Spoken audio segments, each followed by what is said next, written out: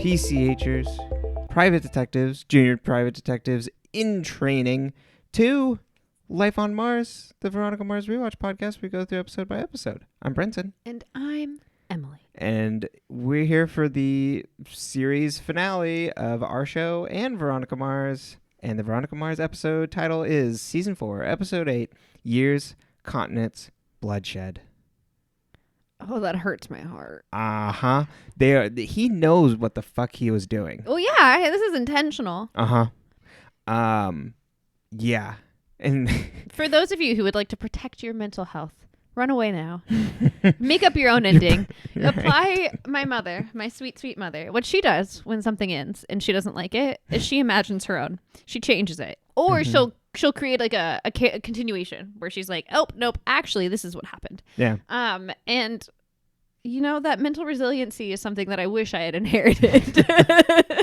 God, because otherwise you're staring down the barrel of a show where they're specifically calling back to the season 2 speech that Logan gives to Veronica on why they would be together forever.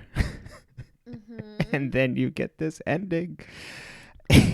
If you have not watched the episode, don't. It's not worth it. You know what? Just don't do it. We're going to tell you what happens, and you decide if you think that is worth the pain. And if you did watch the episode, I am so sorry. Please email me if you'd like to find out which therapist I recommend to help you unpack this. Honestly, maybe Logan's. She's not a good therapist. She is not a good therapist. She's literally giving Veronica trauma. Why withhold that? Wait, and he didn't even... We can get to that. He left her a voice... Yeah. Why'd she record it? Uh-huh. Is she... Because why did she hold on to it? Yeah. But there's... I don't have timestamps in front of me. But there's a way where you could go like, ooh, if for this finale, you go, okay, we slice this part here, a little of this part here, a little bit toward the end, and then the very little last part here, and then the drive away, and then that'd be a perfect ending for the finale. So I actually not perfect, but it would be a good enough ending. When we will end the episode versus when the episode itself ends. God, but I mean, it's not even where the episode itself like specifically ends. There's that one part, and then you get the time jump, and then I'm not even upset with the time jump. It's but we can get to it. No, I'm angry. There's so much cooked in this. This episode is literally why we started this podcast, because we finished this episode and I talked about it with everyone I know. I told my therapist about this episode. I was so mad. I literally brought this up in therapy. And I think we had just moved to San Francisco pretty recently at that time. My therapist was still pretty new to me. And I believe this is what he is like, maybe she does need me.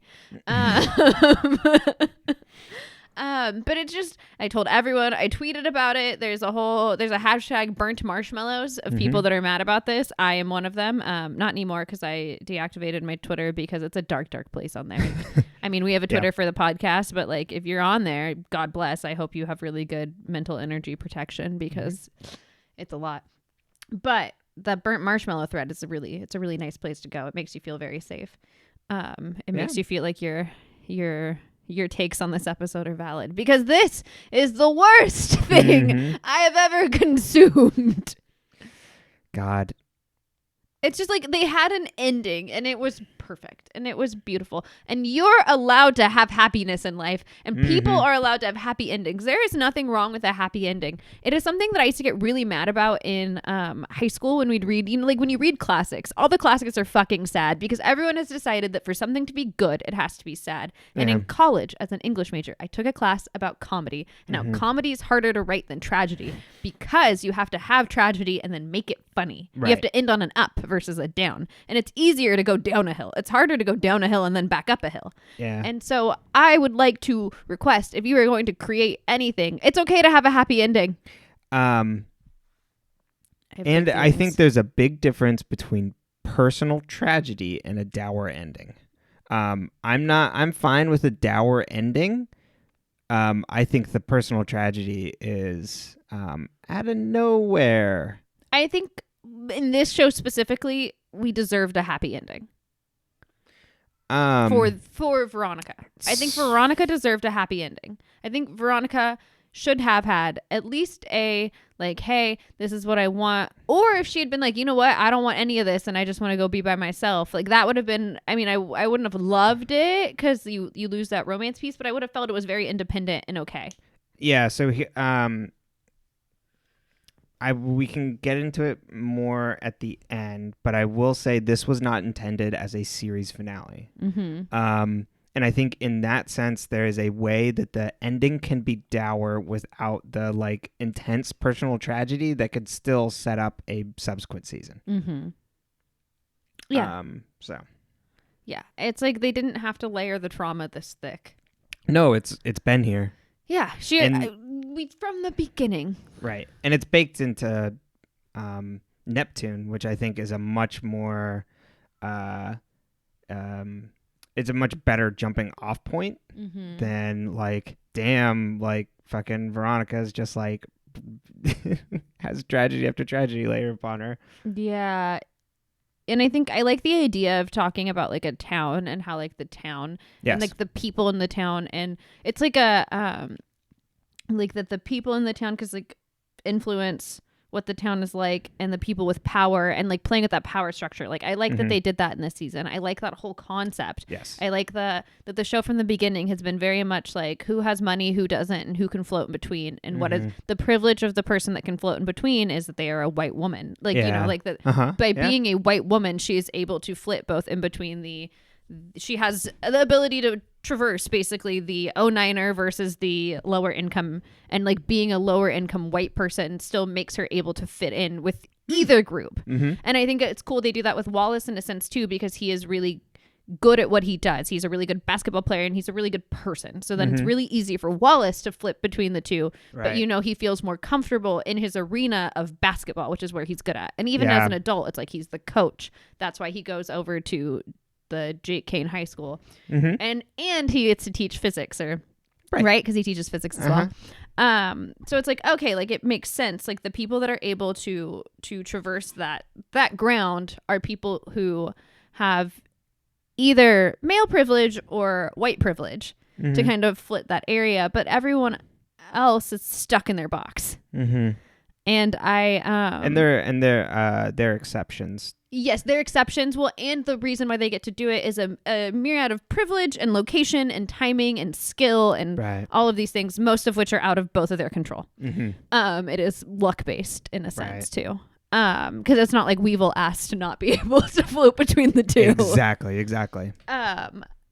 And I think that would have been like such a cool way to explore like the current climate that we live in and the climate that the world has been in for many, many years that we pretended it wasn't in when we were children. Because the 90s and the early 2000s were all about pretending that things weren't happening for white people. And I think that would have been a great way to like keep the show going, or be like, you know what, she can't always work in Neptune because she's too close with everybody now. Right. So like you have Maddie and Keith doing the Neptune stuff and you have Veronica out doing the other stuff. And instead, then they're like, you know what? Let's just fucking make her leave. Like she wasn't going to want to already. Like that was the whole thing, was that Logan was trying to tell her like, hey, like maybe we shouldn't be in this town. It's not good for you. Right. Why don't we move to San Diego? It's down the road. Yeah, it takes it out of her hands. Yeah. She doesn't get to make the decision. She doesn't have any power in this episode. No. Veronica loses all authority at the end of this episode. She has it. Basically doubles down on the fact that she has never been in control, and she has always just had to be reactionary and never gotten to make a decision for herself. No. That she has had to play the cards that were dealt, and she could only play them in one way because she's only one hand was dealt. She only gets to do that once, and that's the movie. Yeah. Spoiler, I really like the movie. You didn't? Is that what you said? I said I do. Oh yeah. Yeah, no, I think out of everything it's the best because it shows Veronica with power and authority. That in the first season with a big old asterisk around the addiction shit. Yeah. I think the first season is a really well done mystery too. Like you get really sucked in, and then you're like, okay, here we are. This is and where we are now. It makes a little bit more sense that she doesn't have power when she's a teen. Exactly, because the forces are adults. And she has more authority in that than any other season. Yeah, because she's we know what's stopping her is things out of her control, but she's still pushing against it and working around it. Yep. Mm-hmm. And I think that is key. And I think once we get to the adulthood, she kind of we really lose her power. Yeah. And it's fucked up. It shouldn't be that way. No. Mm-hmm. Yeah, the inverse starts to happen. So shall we get the ramble on the road, or do you have any? No, we will. I'll have more to say when we get to it. Just everybody keep in mind, this episode has one writer credit, and it is Rob Thomas. Yeah, just throwing that out there. They can't see my face. But if they could, everyone at home would be worried. We understand that these are done in writers' rooms, but the main credit for the writer on the show is Rob Thomas. So he led this. Well, yeah, I mean, he had the ending in mind. Yes. But How dare he? I just want to keep that in mind when we start through the rest of the episode, when we continue to talk shit on Rob Thomas. You know why? Yeah, it's actually Rob Thomas this time. Exactly. Usually I just use him as a blanket term for the writer's room. And this time, throwing fists. Yeah. Dear Kareem, I am so sorry. we did note on that episode.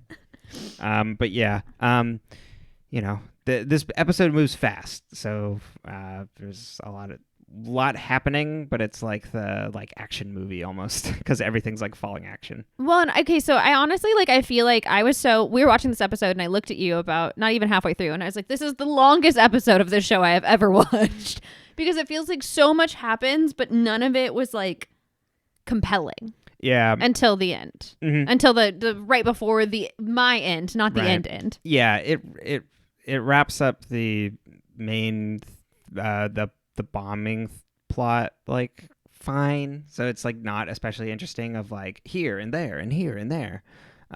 It's kind of just chasing threads, and it's not exactly exciting. Mm-hmm. So that's why it's and I'm still confused. And there's so much packed in. I'm still confused on the Dawn stuff. I don't know if he committed suicide or if he was murdered by Penn. He was murdered. Yeah. And how did Penn get him to go to a warehouse to meet up with him, just because they used to go smoke there? Yeah, probably. Okay. We'll unpack that when we get there. And probably also because they're friends, quote unquote. He was probably I know you're fucking here. There's multiple ways he probably could have gotten there. Yeah. Whatever. This episode does not care about that. No. But that's what I mean. That's the part that I need, because that's part of the murder mystery. Yes. Mm-hmm. So we start with Penn requesting Veronica and Keith, asking them to prove him innocent. He, that's his goal. He's yeah, that's how we ended the last episode too. And Veronica and Keith are what the fuck? We put you here. Mm-hmm. We think you did it. And he's no, you should do this. He's I read that Vanity Fair article about you, and you got that one right, and you want to get this one right too.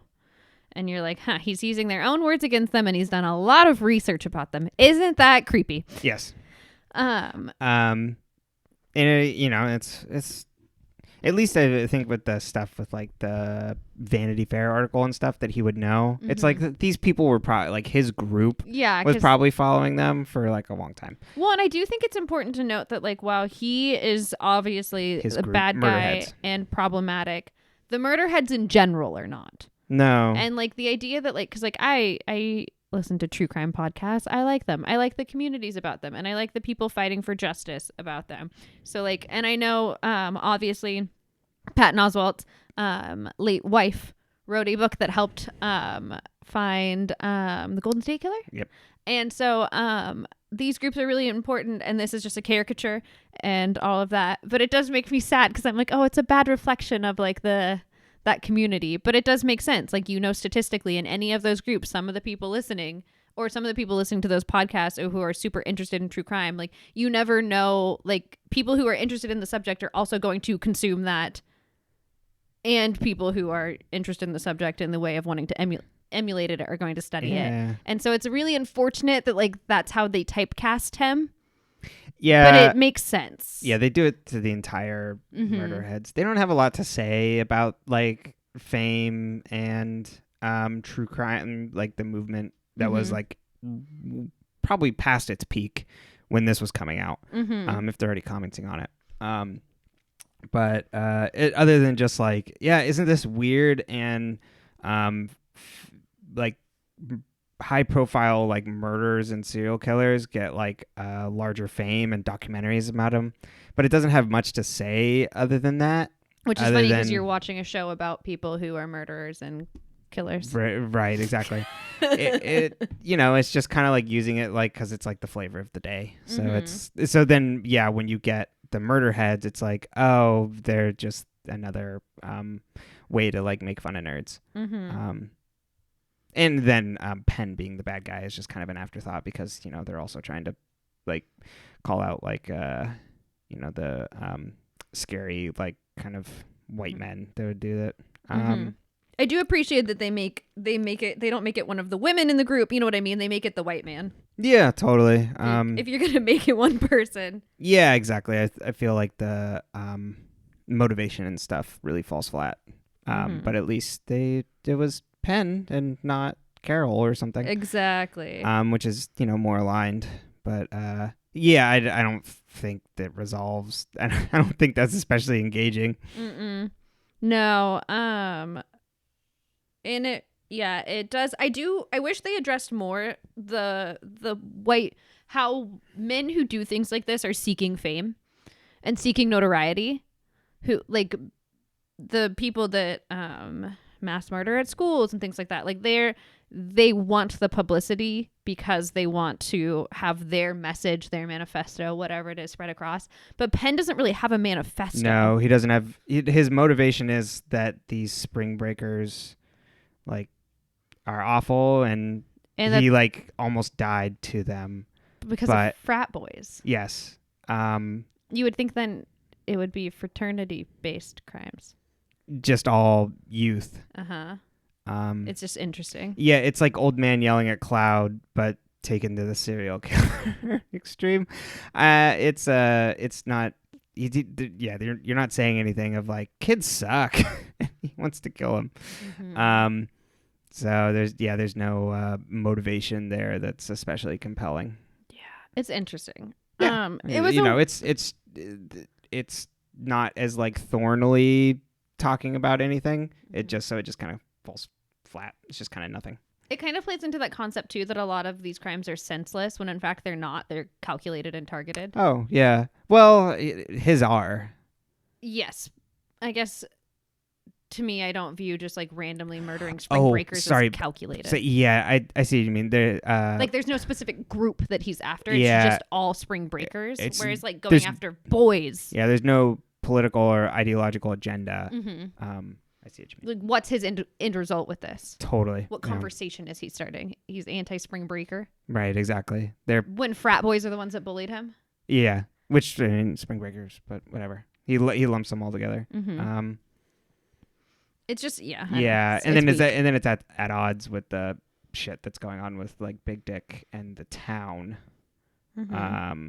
which is way more interesting and the best part of this season, as we talked about. We almost didn't need all the Penn stuff if we could have just had the Big Dick mystery. Yeah, and even the thing I think that sucks about the murder heads specifically not going anywhere interesting was like, when they're commenting on Lily Kane and how that just kind of goes away. Yeah. I thought that was like so interesting to have the like, in episode 3 where there's that window into it from this outside group that is like mythologized it.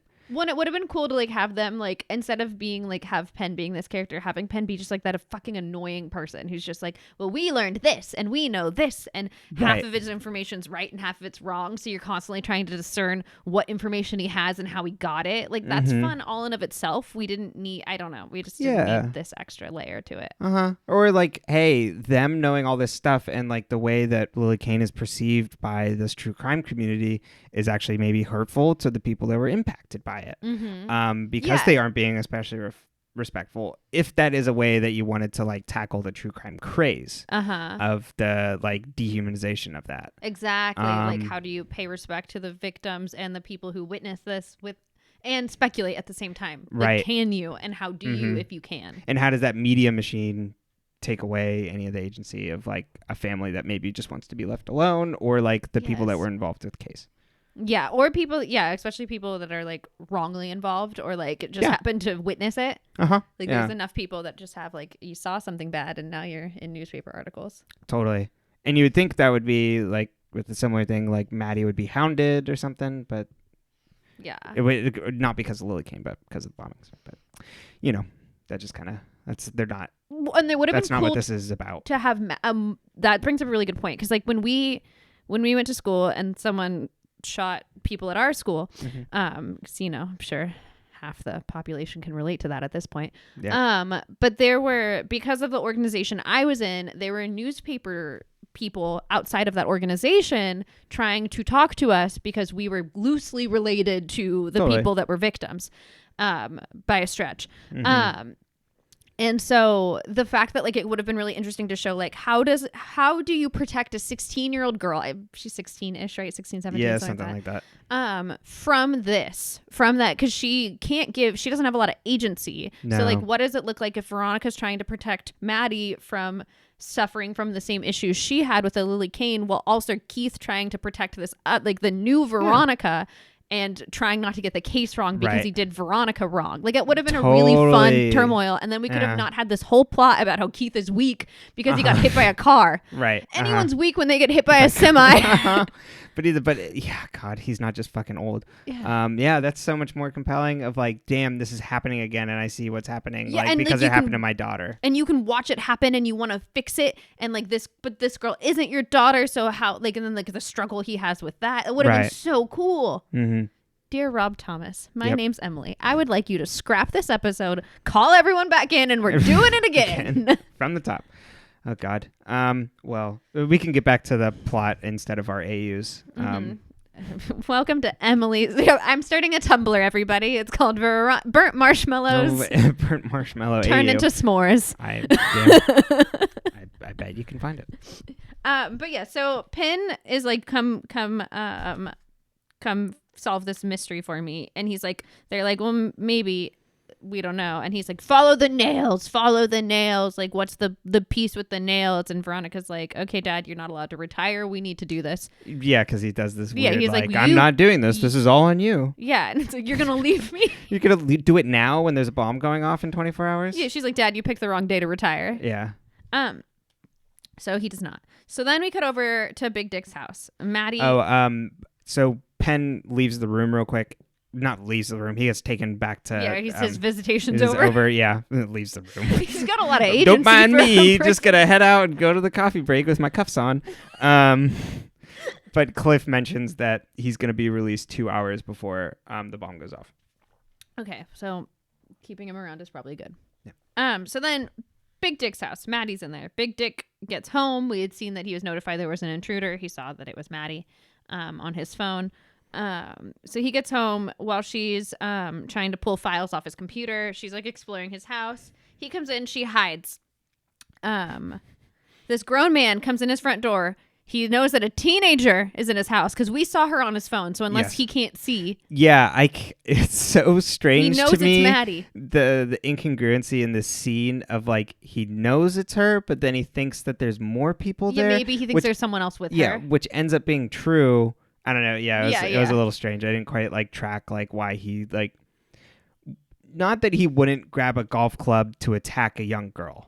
Because I can see him doing that because, he's a coward. Well, and also because we already have had a scene like that with Veronica and Logan's dad. Oh, right. Like where it's like a grown man attacks a teenager. Totally. And kills them or tries to kill them. Right. Uh-huh. And not that he wouldn't grab a weapon to attack a teenager, but that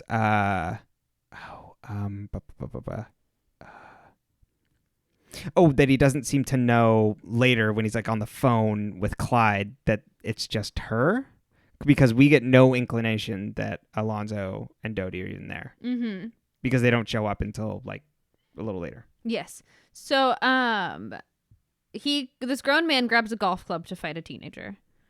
He then breaks her external hard drive with the golf club, and then as he's walking towards the room that he's checking his house, so he's walking towards the bedroom, he grabs his sword, which is a katana. Yes, thank you. So you're like, "Ooh, it's a katana," and I was like, "I just written sword." Yeah. I was like, pretty sword. They're very pretty. Yeah, exactly. Because I was like, ooh, I just always like how they're like decorated and things in terms of like the sheath and the altar or whatever, the holder. Mm-hmm. So he calls Clyde, and Clyde's like watching with binoculars through his window because Big Dick has a glass house, and people in glass houses shouldn't make enemies. No. Why would you have like an all windowed house that doesn't have like any sort of like? If your house is all window, it should not be able to be seen into when the sun's out. You know what I mean? Yeah, that's a thing I see in movies. You see in movies a lot as like, here's the rich person estate. But I don't know. Yeah, no. Big Dick, you can't let the sun shine in on your Peloton. Exactly. you gotta keep that. You gotta keep those blinds drawn.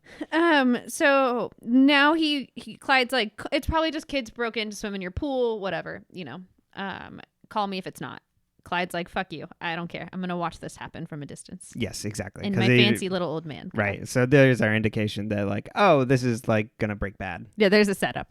Clyde has set Big Dick up, but how? We don't know. So. Well, we do know. But like how it'll be executed. Oh, I see. How Big Dick will be executed. Very much so. So he almost gets to Maddie. He grabs his gun out of his bedroom dresser because he moves from room to room and grabbing a new weapon each time. Yeah, very fun. Maddie's hidden in his like master bedroom bathroom, it looks like. And he grabs his gun out of his dresser or his nightstand, and then he's heading towards the bathroom when he hears a splash in the pool. So he goes outside and he doesn't catch Maddie.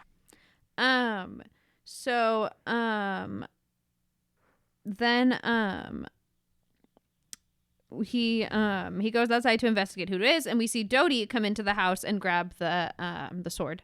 And he's like, okay, so Maddie sees Dodie. Maddie sees Big Dick went outside because of a splash. Maddie's still hiding in the closet or in the bathroom because Maddie's like, what the fuck is happening here?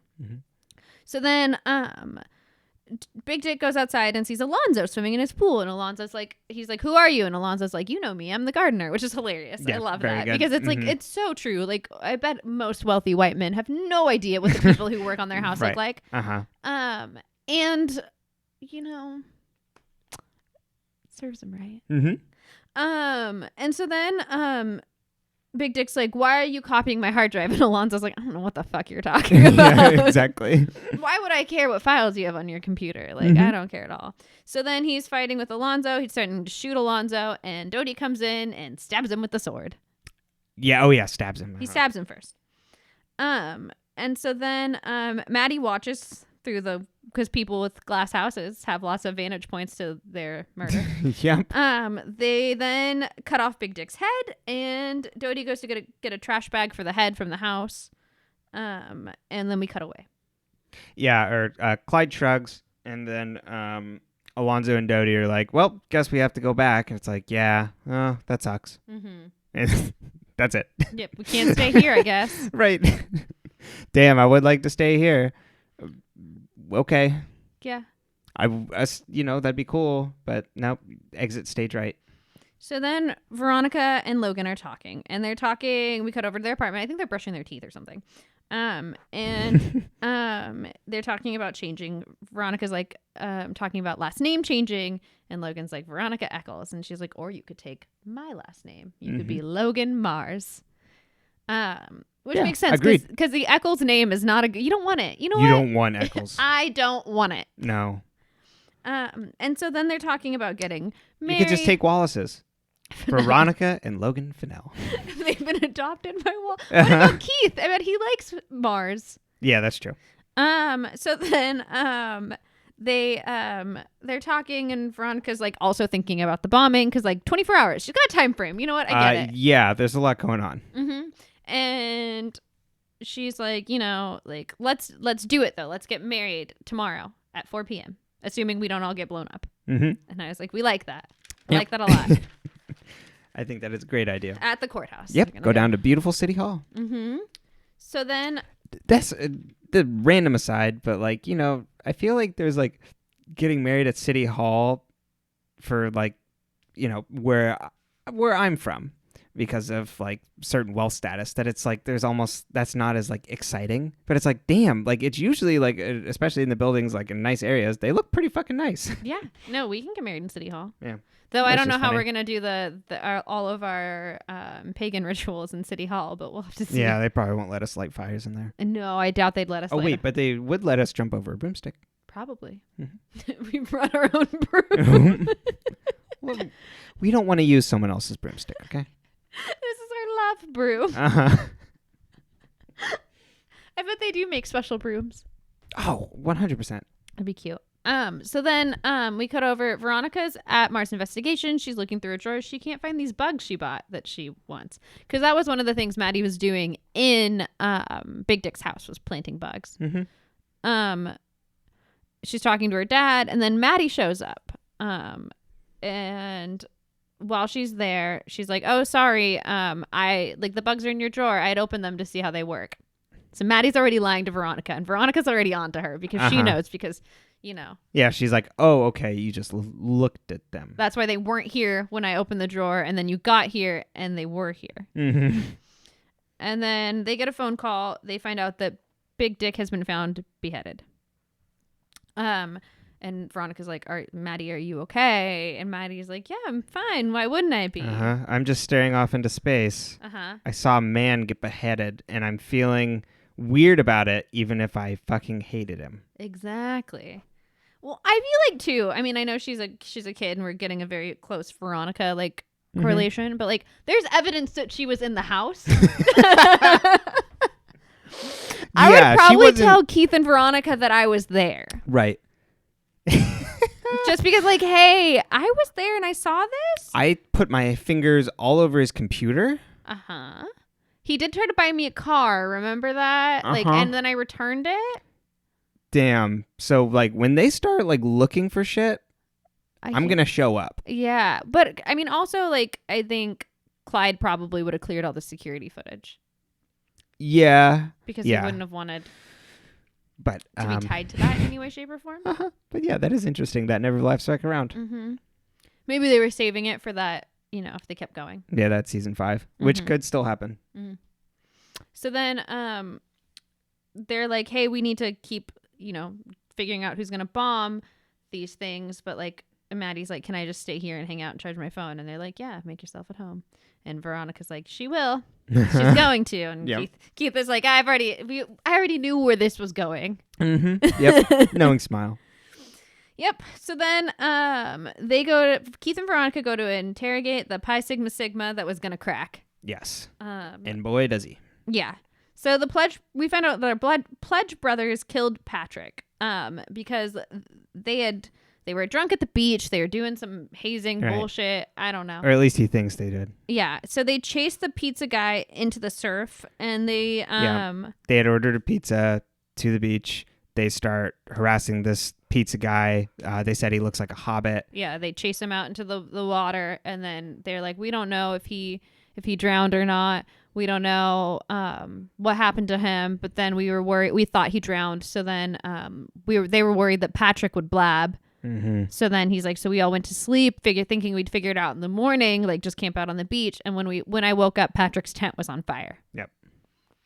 What I think is interesting about this is why that kid, who was also one of the ones more likely to blab, didn't think that they would have lit his tent on fire too. Why you and not him? Yeah, it seemed like Patrick at the time was more intent on it, more and maybe vocal. Maybe he was conflicted. Yeah, so they're like, "Oh, we can persuade this one." Totally. It doesn't. That one didn't quite check out to me, and I don't think it would have. I mean, then again, I also am past the age of 22, so my frontal cortex is fully developed, whereas theirs are not. Yeah, exactly. My critical thinking skills. These are a bunch of rich white boys too. That I don't know. Yeah, it doesn't check out either way. But I mean, So, yeah, they're like, okay. So Veronica's like, well, let's go to Cho's and find out if the pizza guy was Penn. Mm-hmm.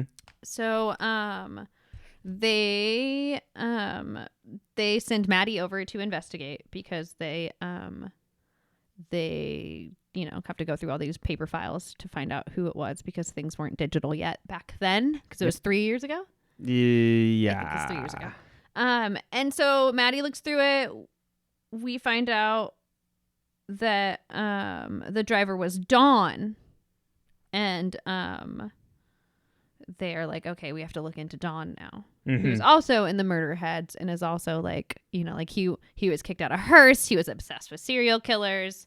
Same exact thing as Penn. Yeah, exactly. Did they go together?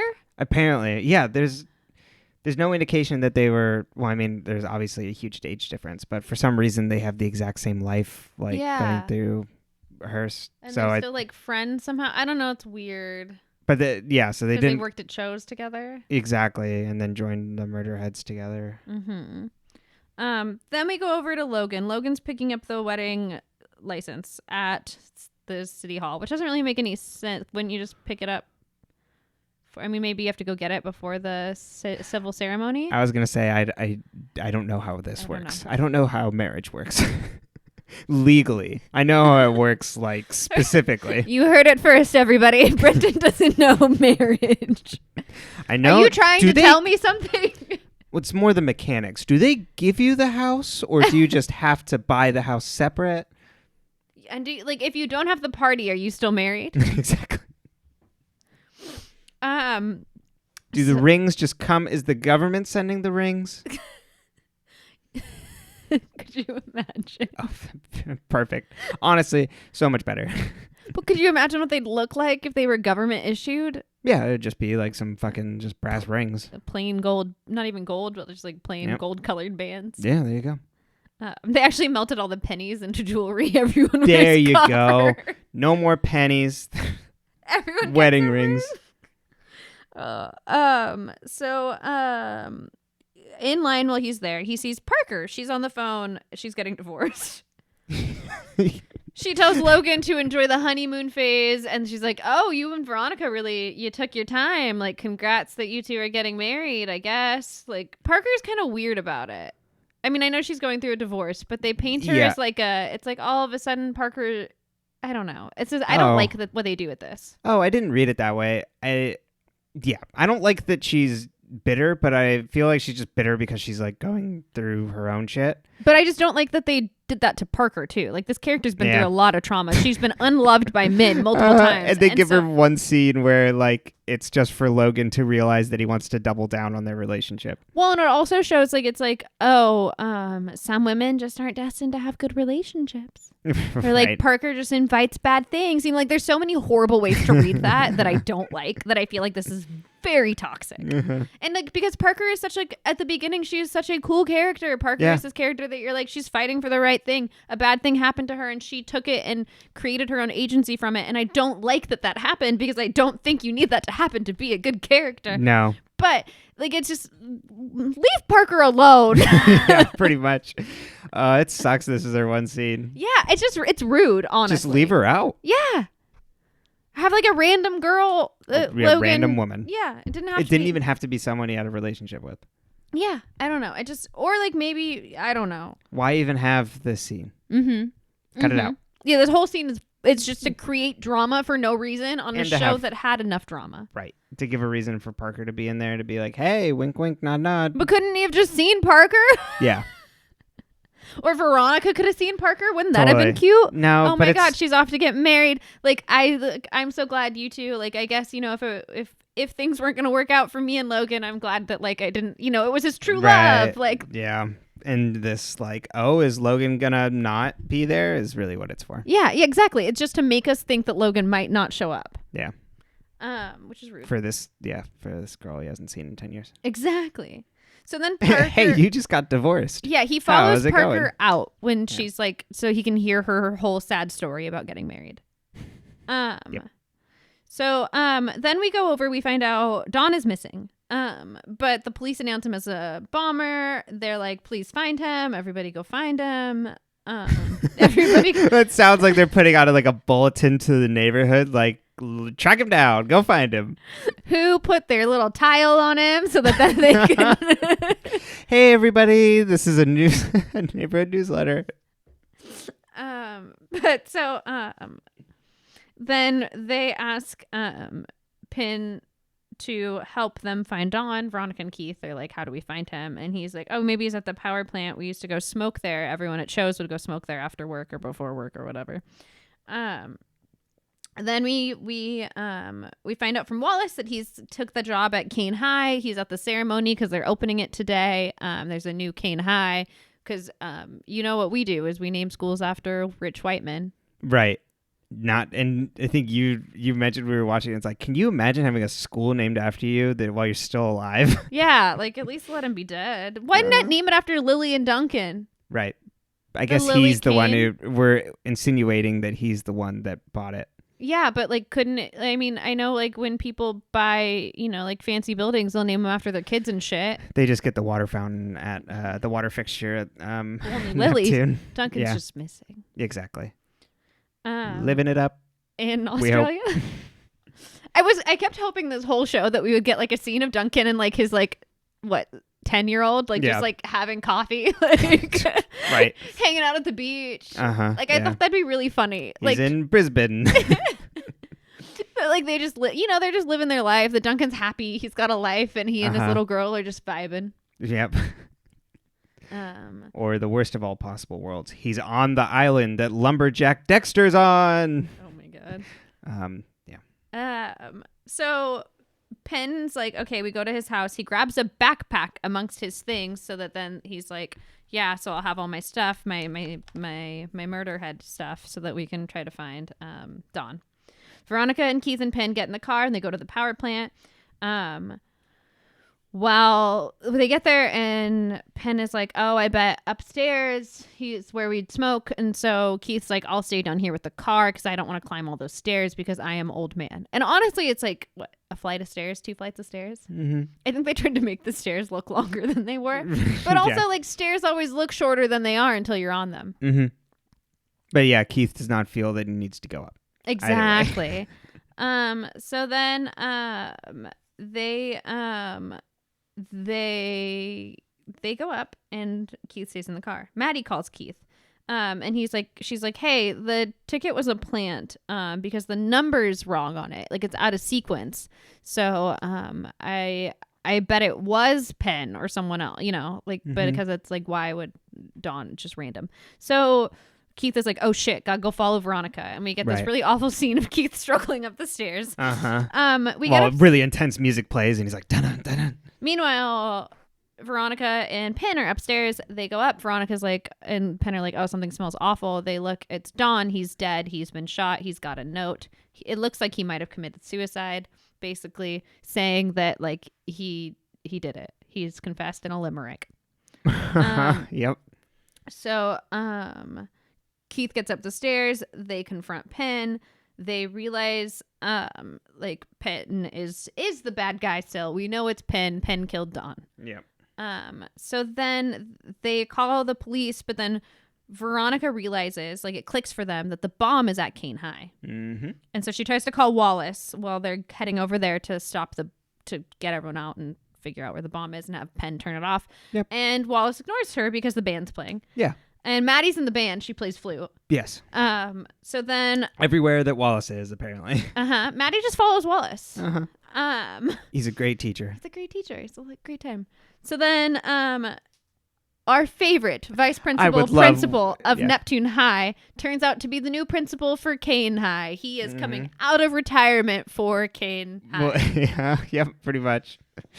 Or he's avoiding Clemens, right? Yeah, Clemens. He was gonna go into retirement, but he's like, damn, no, there's a really nice paycheck.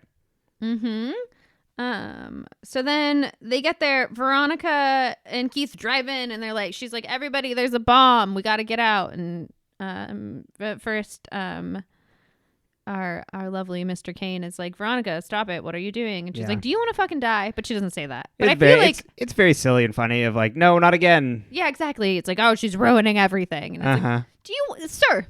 Yeah, it's fine. It's kind of funny. I like Clemens because he always trusts Veronica. He's just like, yes. Yeah.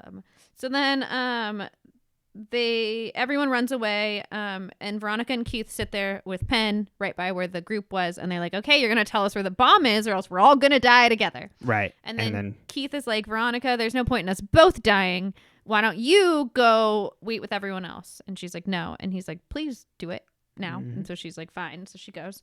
So then I do like this part. Penn and Keith are waiting there, and Penn knows where the bomb is.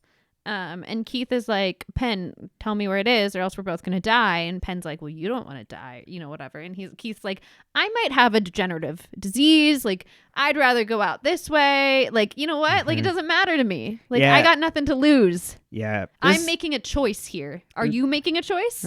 Enrico Colantoni does a great fucking job in this scene of just like very like low key, calm. He's just like, yeah, so we'll just go together then, I guess, huh? Yeah, like you weren't exactly the person I wanted to do this with, but right. You and me. Yep. So then Penn's finally like, okay, I know where the bomb is. I'll show you. So they run over to go get it, and Penn can't get the wire out. So then Keith is like, okay, fine. So Keith's trying to pull the wire out, and Veronica and Maddie are counting down the seconds, and we're down to the last couple seconds, and then the bomb doesn't go off. Right. Because Keith pulls the wire before out. Screen goes black. Uh-huh. And then as Veronica opens her eyes, it's like, screen kind of loads back up and it's like, they're okay. Yep. And Maddie and Veronica hug. We're excited. The police show up. They take Penn away. Veronica goes, hey, Penn, those are very real people you killed. And Penn's like, no, they were locusts. And he's like, yeah, I'm always a few steps ahead. And like, if you're still around, you should visit me in prison. And like all this like weird, creepy stuff. Yeah. He's a Batman villain in this scene. Mm-hmm. Instead of the Riddler, he is the Limerick. Mm-hmm. Answer my riddles, thee. Exactly. But I hate this turn. It's just like, I'm this like Machiavellian, like evil plan. And I'm always a step ahead. Were you a step ahead? They just weren't on your scent. Yeah. Like you got fucking lucky. So like it doesn't really work that he's like being this like threatening person now. And then gives this whole speech of like how he's gonna like have groupies and like be this like whole fame and like that they need to, this is gonna get out of their control and they got better pick their actors now or who's gonna play them in the documentary. In the made for TV movie. Yeah. So then which again is not exciting or groundbreaking in the way they're telling it. It's just like, this is gonna happen. Yeah. And then it happens and they're just kind of slightly grumpy about it later. Well, and also like I think what's funny too is like they already had this happen with the whole Lily Kane thing. Uh-huh. Like there's do you think you're special? Yeah. But there's but we don't see how this like impacts their lives. Yeah, exactly. They're just grumpy on the couch. Well, and like I think it's like they make it like, oh, Penn's like, yeah, like all these things will happen. And it's like, are we forgetting that this literally already happened? And like Keith literally wrote a book about what happened in the last one. And like that there's so much, I don't know, it's just weird. Yeah, it doesn't work. And like because Penn knows that because he's been watching them because he's into this whole thing and especially them and the murders that they've been a part of. So then Wallace, Veronica, and Keith hug. Keith goes home to get ready because Veronica tells him that she's getting married. Mm-hmm. So then Clyde shows up and Clyde tries to apologize to Keith. And Keith is like, Clyde, we can't be friends. Yeah. And Clyde is like, oh, I really wanted to put this behind us. Like, two old men, just like we were working each other. Like, I'd like to be friends. And Keith is like, my daughter almost died twice. Mm-hmm. Like, no. Yeah. And he holds Clyde accountable. Yeah. Clyde is giving the speech is like, hey, just because we're in our 50s doesn't mean we can't find love again. Mm-hmm. And Keith is like, it's not that I don't love you. It's that you have put us in danger and that is unforgivable. So we can't be together. Mm-hmm. Romance is over. Mm-hmm. It's sad. It is. So then Clyde's like, oh, by the way, your test results came in at Big Dick's, and he gives them to Keith. And Clyde's like, I hope they're good. And Keith opens his results. Then we cut to Logan. He's at therapy. He had left the place to go listen when he's getting the license to listen to what Parker had to say. Yeah. And the therapist is like, why would you do that? Why would you do that? Are you sure marrying Veronica is what you want if you did this? Yeah. And then scene ends because we don't get to see that because they're now we have to set up the next scene. Uh-huh. So then Keith and Veronica are waiting for Logan at City Hall. Keith is like, I got my results. My brain is fine. My medicine just needed to be adjusted and I need a hip replacement. And you're like, cool. Yay. Thank God. Right. Wallace gets And here's there. another thread that we just drop. Exactly. Like this part of like that, like Literally, it was just that he was taking his medication wrong, and that healthcare is unaffordable. Like the only way to get good healthcare is to have money. Exactly. Yeah, because it's not that he's being prescribed medicine incorrectly because he can't afford better care. Well, and also because he can't afford the testing to make sure that it's the right medication, probably. Yeah. I'm not, because I would hate to say that like doctors that serve underserved communities are inept in what they're prescribing. It's that they don't have the tools to do their jobs as well as doctors at giant medical centers with a lot of money. Yeah, totally. Yeah, thank you for flagging that. It's because they know that he is taking incorrectly because of tests and because he was able to afford getting in a big fucking MRI machine. Mm-hmm. Well, and documenting have him document when these things happen and why they happen and what's the trigger for it happening. Yeah. So Wallace gets there. It's not like his previous doctor's fault. It's because he wasn't like given like access to the big old treatments that he was at the other one. Exactly. So then Wallace gets there. He's like, sorry, I was running a little late. Like, where's Logan? And they're waiting. And Veronica gets a text that just says, sorry, period. And Wallace loses it. Wallace goes off. Yeah.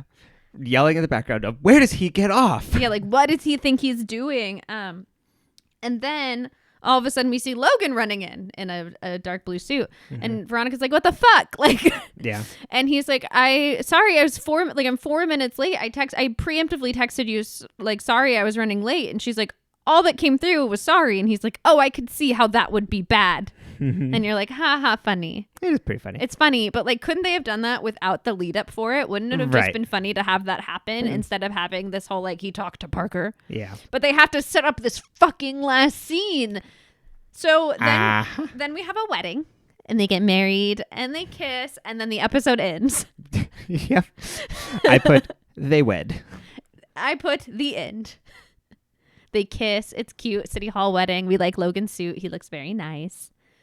He doesn't get married in his military uniform. You notice that? No.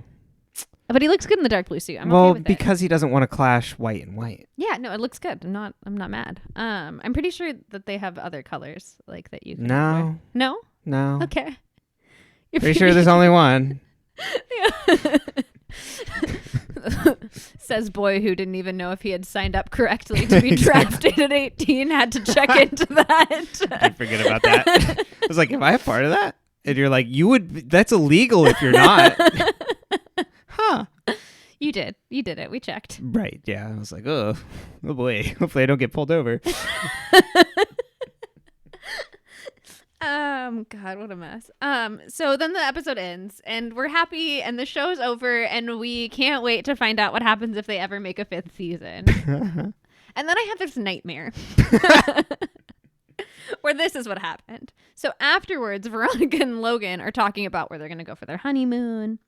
And she's like, before we leave, I'm going to take a shower. They're going to drive through the night and go somewhere. And Logan gets a text as a reminder that it's street cleaning day. Which is weird. Does he have texts usually that are street cleaning day? Okay. That happened earlier in the season. Okay. Fancy town. Totally. You would think because they keep talking about how this town needs an enema that they have text reminders for street cleaning day. Right, exactly. Or just like a reminder, an alarm on your phone. Yeah. Logan's like, I'm gonna go move the car. Veronica's like, what? I can't hear you. And he's like, I'm gonna go move the car. She goes to get out of the shower. She's like, okay, he went off, whatever, to go move the car. So he walks outside. Veronica moves into the bedroom to like pack things or whatever, and she yells something out to Logan. And he's like, hold on, like, because the people were pulling up to ticket the car. He's like, I gotta move it. And he goes to get in the car. Yeah, they move it at exactly the time that street cleaning. Insane. Yeah, exactly. I don't know. It's weird. So then Veronica has a flashback of like the things Penn has said and something about it being midday in what country was it? Oh God, like Istanbul or something.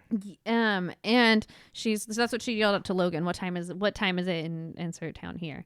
And then he's like, I don't know why. And then the clock hits that time, 6 o'clock or whatever. Right. And we know that's what time it was in whatever country, at midday. And a bomb goes off. Yes, because she also remembers the backpack is in the back of her car that Penn brought in.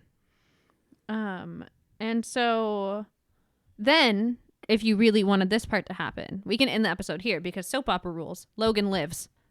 The bomb went off in the car. It's fine because maybe it was a shitty bomb. Hey, guess what? We didn't see a dead body. Guess what Rob Thomas said? What? In an interview, someone was like, we don't see Logan die. Is he truly dead? He's dead.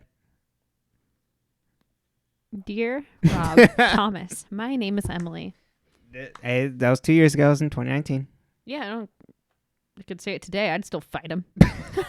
No, I didn't mean to maybe after 2 years of people being fucking pissed at him, maybe softening his stance. Yeah. So, soap opera rules. One time on Pretty Little Liars, we thought someone was dead and really it was like a different body with like their fucking tattoo copied onto them. You know what I mean? Like it's insane. Pretty Little Liars great. is a That's nightmare. great. Maybe one day we'll watch that together. You can really dig into that mystery. Perfect. I don't know if we could podcast on that because I think we would lose our goddamn minds. Okay. But we'll discuss. We didn't see Logan die. So Logan lived. The end. Episode over. Oh my God. Horrible situation. Okay. And then I had another nightmare that the show was still not over. And I don't mind this part. We get a flash forward. I don't mind half of this part. We get a flash forward to 1 year later so that we know for sure Logan's dead, which I think is fucked up. I wanted to end thinking that Logan could be alive. Uh-huh. Veronica's driving. On the radio, there's spring break info. Like about spring break, and she's like, don't they know spring break is dead? Clyde now has a classic car shop where Comrade Quacks was. Maddie's the only one who really kept their property. She kept the Sea Sprite. She used the money that she has from this ring she found on the ground in the Sea Sprite after the bombing, the Maloof family ring, to be able to pay for the Sea Sprite and keep it up and running. That part I do like. I love that. I like that. And the whole time that technically Vinny was right, that she grabbed it. Totally. I love it. But would have been nice to have that be a little more other than just an aside, but I like it. I like it. I think it's cute. Also, fun fact, that Sea Sprite is also used in a episode of Gilmore Girls where Rory goes on spring break. Watching the old season 4 episodes yesterday, and you're just like, wait a minute. That's a Sea Sprite. They're supposed to be in Florida. Anyway, so maybe Maddie franchised. I don't know. That's true. So then she uses the ring. She keeps the Sea Sprite open, reopens it. Veronica goes to Logan's therapist. Yep. Well, okay. So real quick, the rest of the town, everybody lost. Like the dives are gone, and all the places that were there before are all gone. And it's like, pretty much says that it's like gone to like yuppies, that it's like all these like small boutique shops and like really expensive storefronts, and that she also lost her apartment because rent started getting like so high, like housing prices went out of control, so she's living with Keith. And then they see also Langdon, who is the police chief at Neptune, is now with the San Diego Chief Police, and in a documentary it was like, hey, do you think because you were eyeing going to be the chief of police in San Diego that you didn't do a good job on this case? And then we also find out that Hughes Reduced, the grocery store from the beginning, was taken and closed, and it became like a fancy basically like a Whole Foods, because they do like wine tasting and whatnot there. Yep. And that people can't, that's great except for people who can't afford or use the coupons that used to come from Hughes Reduced, because it was a reduced grocery store. Totally. This is interesting things. Like, what if we had like explore. A whole instead of killing Logan, why didn't we just price him out of their apartment? Totally. So this is what I was talking about earlier. If we fucking cut out the part where the bomb goes off. So like they literally get married 1 year later. Veronica driving through the town feeling fucking awful, burned because the town is completely turned over, and then we just cut out the part about the therapist. Because like they can no longer. Or maybe she goes to therapy with Logan. Wouldn't that have been a cute way to end it? Yeah, and she's hung up on this town, and he's like, "We need to get the fuck out of here because we're living with your dad because we can't afford to live here anymore." And we don't feel good here. It's not like it's worth the cost for us. The town feels awful. And she's completely hung up on it because that's a springboard for the next one. Is like, hey, they might put up fancy new signs and things, but like there's still shit wrong in this town, and this is like what mirrors what is happening like in California, the real world. Exactly, like in the state that this takes place in, that we live in, is like housing prices and in areas like this, that's like an area you grew up in. That's very we could not afford to buy a house in the area where your parents live. No, we can't even afford to buy a house in the area where we live. Exactly. And I bet at the time, if the prices were what they were now, and like when my parents bought that house, they would probably not be able to buy that same like property that they do now. But now that's changed. Now without getting into specific details. But that town, just in general, that I grew up in, is like way upscaled from like the small little like boutique beach town that it was before. And this is a perfect way that you could have gone into season 5 with, of like the struggle of like she wants to fight for this place that is no longer hers, like, and it's completely gone to the rich, but there's also like massive inequality that's happening there. You could even bring in the homeless issue, of like, houselessness, and then you could revisit Logan's trauma around what he did as a teenager and how he was facilitating this issue and capitalizing on the fact that there was houselessness around him and he could manipulate people with money. That would have been such a cool episode. Logan's trauma from being a bad person. Totally. There's so much more with like gained by having them stay within Neptune and exploring this without making it about, damn, Veronica's dealt another blow. How is she going to be able to pick up the pieces from her personal life, rather than, hey, I feel even more hostility, and it's not open hostility. It is literally, it's not like that we don't get along with someone because I'm a thorn in their side. It's like we don't get along because of political forces that are literally forcing me out of my home. I love it. Yeah. So what really does happen though is that Veronica goes to see Logan's therapist, and the therapist is like, what do you think Logan would say about you coming in now? And Veronica's like, this is the first time she's seen her. He'd say it took me a long time, and the therapist is like, I think he'd be very impressed that you came in at all. Yes. And then we get like a whole little scene about Veronica is like, my dad will be with his new girlfriend, we really like her, Pony will stay with him, and Maddie's gonna help out there, but I'm gonna leave town. We could do voice therapy or like over the phone therapy, but I'm not coming in person. And the therapist is like, well, then before you go, I want to give you this message from Logan, because it was something he said on the day he was marrying you. He said something in therapy, but he didn't think it was enough. So he left me a voicemail with how like digging, like truly diving into it and like how he really felt about you. Yeah. And then we listen to this voicemail in the car while Veronica's driving down the PCH, and we hear Logan tell us all of the things that we don't get to have. He's like, I want to be with Veronica because I respect her. I want to be with Veronica because I've never met someone as strong as she is. And if I have kids, I want them to be as tough as she is. And just like all this awful shit. That then we learn, like, basically it's like, oh, look at what we could have had. Totally. Yeah.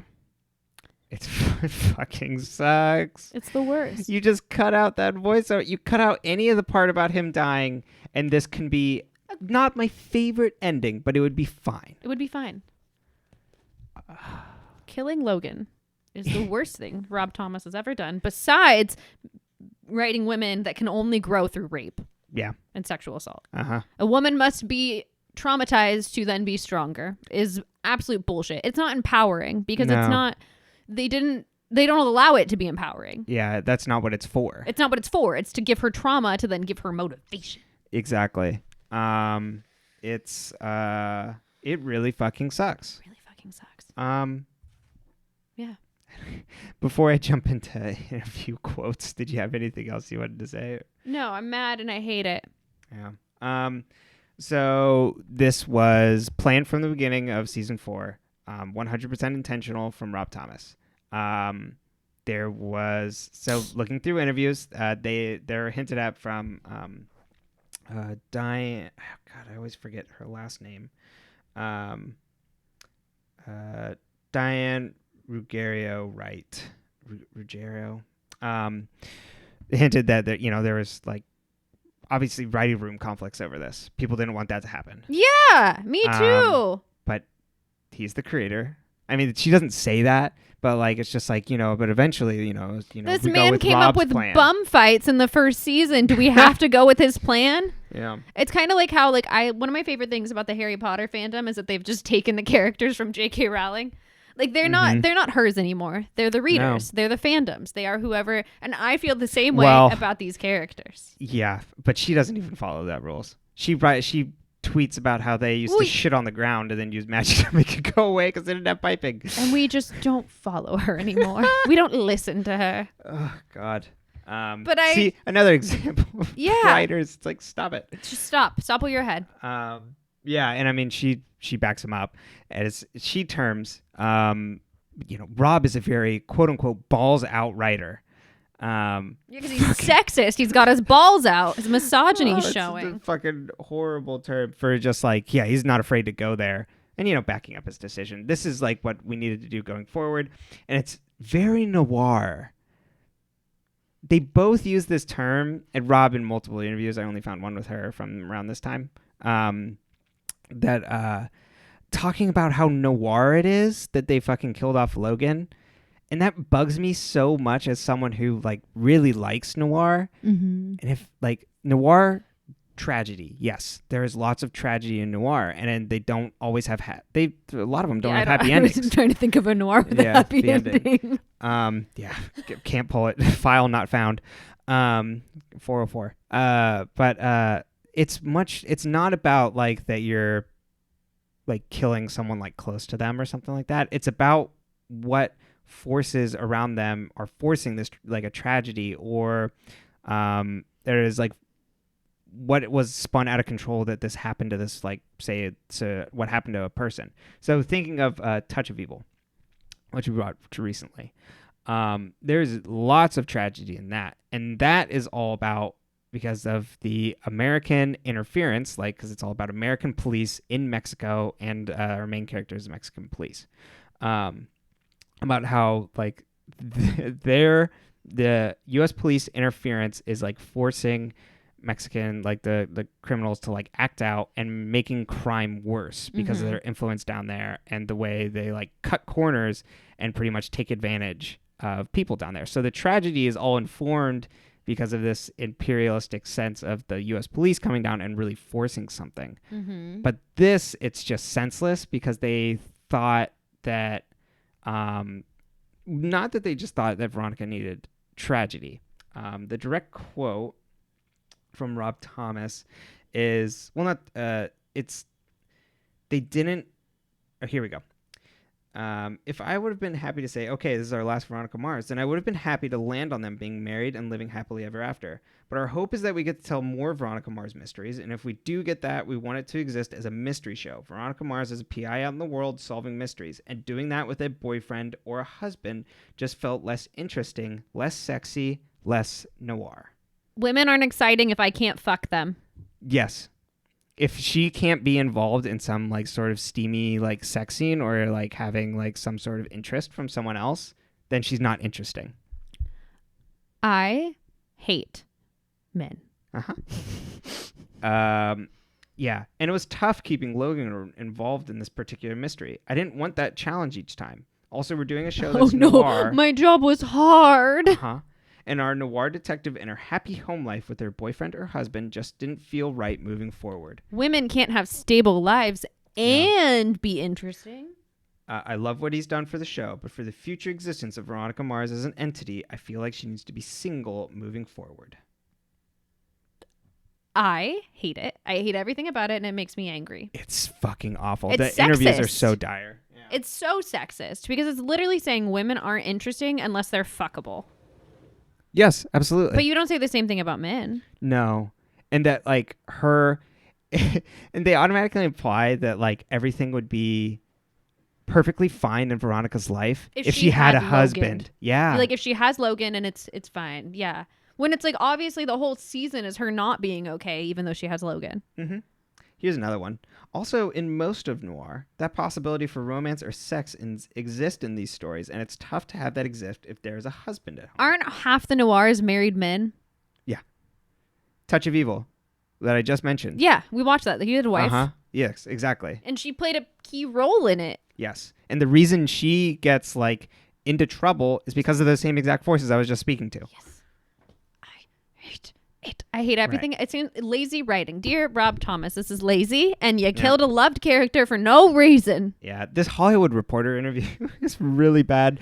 I don't know if he's just like fucking tired from like a big thing, which he like totally could be, because there's one part where he's like talking.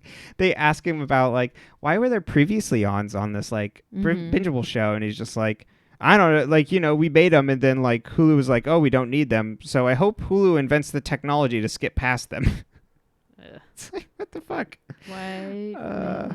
Yeah, and he talks about how this needed to happen to save the show. He wrote, and he talked about it in one interview.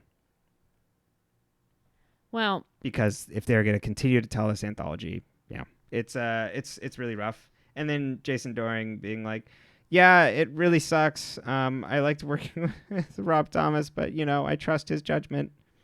That was very polite of him. It is very polite. There's that one interview, another interview that we watched after this too, where it's like a panel of them, and like everybody else is like pretty much looking at the floor when he's like talking, and he's like, yeah, and he just like, he can't like come up with this like great like pitch of like why this should happen. He's just kind of like, yeah, it did. It's rough. Yeah, I didn't write it. Mm-hmm. So you know. Even the reasoning behind it is just gross. Well, Logan didn't survive, but we did. We did. And for that, I'm eternally grateful. I'm just as mad as I was the first time, if not more. Yeah. It did not soothe any of my anger. No. But we did learn and grow a lot over a year while we did this podcast. Yeah. This will be our 73rd episode. Wow. So probably the last, unless there's a season 5.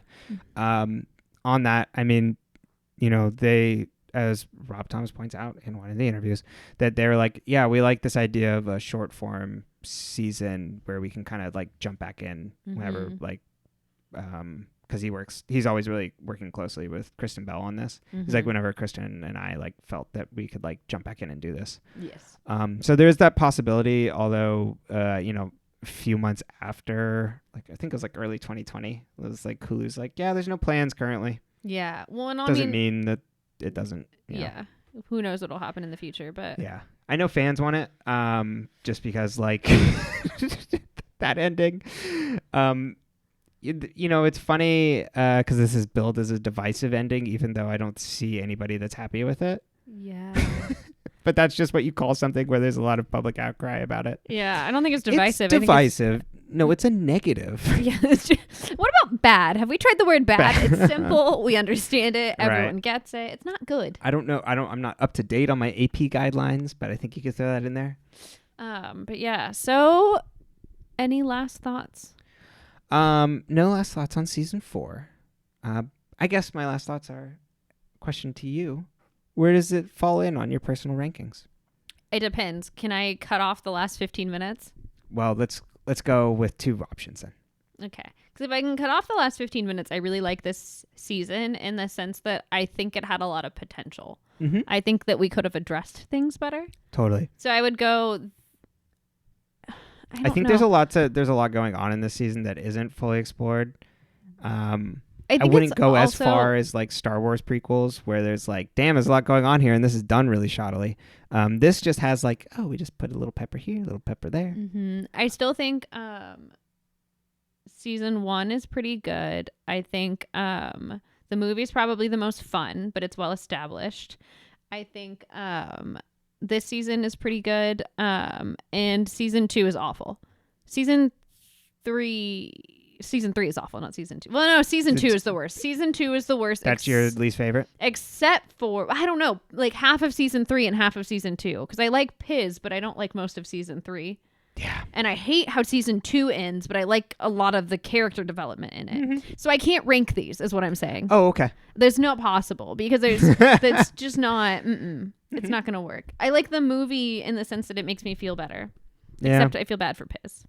Totally. I don't like, yeah, there's problems with the movie, but I'm surprised coming around doing this podcast that the movie is above season 4 for me now.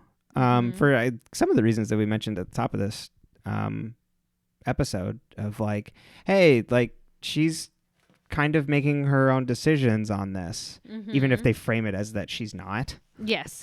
But she is 100% actually driving like her life in that. Yes. And it's funny that one is billed as for the fans, and this one is built for like, this is like how it would be going forward.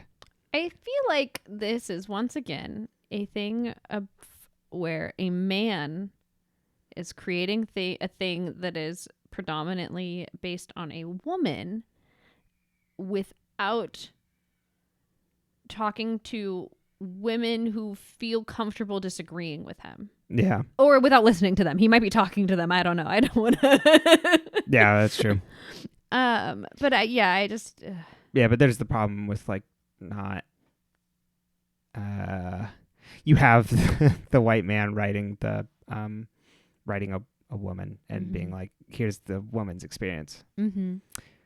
But yeah, I would probably go 1 movie 4, 2, 3. 3 I just found awful the whole way through, but I really like Piz. I do, yeah. Piz is not that there isn't bright and I like spots. Mac's development. Mac gets some good stuff. Yes, yeah, Mac actually gets some good stuff. Yeah, but some bad stuff in that season.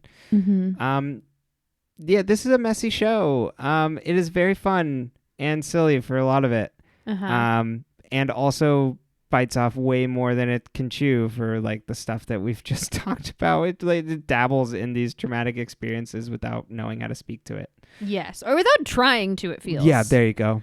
I don't even know if it's like without knowing, if it's just like, oh, we're just, you know what, we're going to put that down for now. Yeah, exactly. It's, hey, Veronica needs to not have a boyfriend or a husband, I guess, in this sense. So yeah, it's, but yeah, you know, hey, this has been a down episode because it's really hard not to talk about this episode and be extremely negative. And I think there was the path that I was laying out earlier where you cut out some of this stuff where it is a good path going forward. But, you know, I do like this show on the whole. There's just a lot of rough stuff to deal with. Well, and it's, oh God, yeah, I would like to be like super positive if I'm not thinking about this episode. But I also think it's important to, like, it's okay to enjoy something and also critique it heavily. Yes, absolutely. And I think that is, especially as we revisit things that were created before the Me Too era and before, or I mean, in some of this post, but, and before we started publicly as a country talking more and more about race and socioeconomic divide. And before that became a bigger and bigger conversation, I think it's important to critique things that we enjoyed or that give us comfort or that we had fun with and call out where they're wrong. Yeah. And I think it's okay to look at things you love in that way and be like, I wish this was better. Totally. With that being said, I still think Rob Thomas is our enemy on this. Oh. So there's I listened to the Great Gundam podcast. If you are interested in Gundam, you should check that out. Abnormal Mapping. That's really great podcast network. Also, they've got a ton of podcasts there. But they talk about, because the guy who created Gundam, Tomino, they like always joke that if they saw him, they'd punch him in the face because of just some of the stuff that he does across those shows. And I feel the same way with, it's like, God damn it, Rob Thomas. I would just want to know why. I know. Why? These answers are not good. Misogyny. Yeah. But yeah, so shall we plug one last time? I guess one last time. So if there are never any more episodes of Veronica Mars, we love you very much and we'll miss you. Yeah. And I guess speaking to that, if there's a season 5, I'd love to pop back and do this. But I don't know. I would like to do something where we watch mystery shows going forward. And I don't know if that would be in this feed or something completely different. Either way, that'll probably be in a little while. Yeah. We're going to take a break. Yeah, we'll take a little break from this. We'll still be doing our other podcast, but really though is spelled THO, where we research things and we talk about things and we share information with each other about anything ranging from like fun things in the news, conspiracy theories, stuff we didn't learn in history, anything and everything that we find interesting and we want to share with each other. It's a lot of fun. And you can find that wherever you find this podcast, or at But Really Though Pod on Twitter.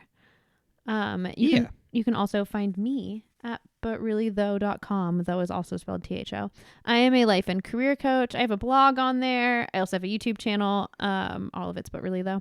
I help people figure out what they want to do with their life and how to do it. And if you want to try out a coaching session, you can book a free discovery call if you're a new client on butreallythough.com. And yeah, come join the party. It's a lot of fun. You can still find this podcast on Twitter and Facebook at Mars Rewatch. I don't know how much I'll be tweeting on it because I've been mainly using it just to promote. Mm-hmm. But you can also find me on Twitter at PyleBrenton. That's PyleBrenton. You can also find our Let's Plays over at my YouTube channel, Burger Discourse. We were playing through Outer Wilds. That'll be wrapping up relatively soon, and got to figure out what we want to do next. Mm-hmm. We've probably got 3 or 4 more episodes, I gotta imagine. Mm-hmm. If I'm thinking through the list. It's always longer than I think it is. And then I'm even playing it and I go, oh, like, damn, there's so much more. And then I like step away and I'm like, well, we've only got like 1 episode. And then I'm like, oh shit, nope, we're playing again. Look how much else we gotta do. I still have a lot of questions. So I'd say we have a handful of episodes left. We definitely do. But it's just funny because when I think about it, it seems smaller than it is. Mm-hmm. Because you know the secret. I do. And then, and you can also find my blog at burgerdiscourse.com. All right. Well, stay toasted, marshmallows. Yeah. And if, there's nothing else in the future, thank you for joining us on the ride. Yeah. And if you're a burnt marshmallow like me, we'll make some s'mores. We're going to get through this. It's okay. Yeah. We can all just collectively pretend that the last 10 to 15 minutes didn't happen. Exactly. They got married and they lived happily ever after. The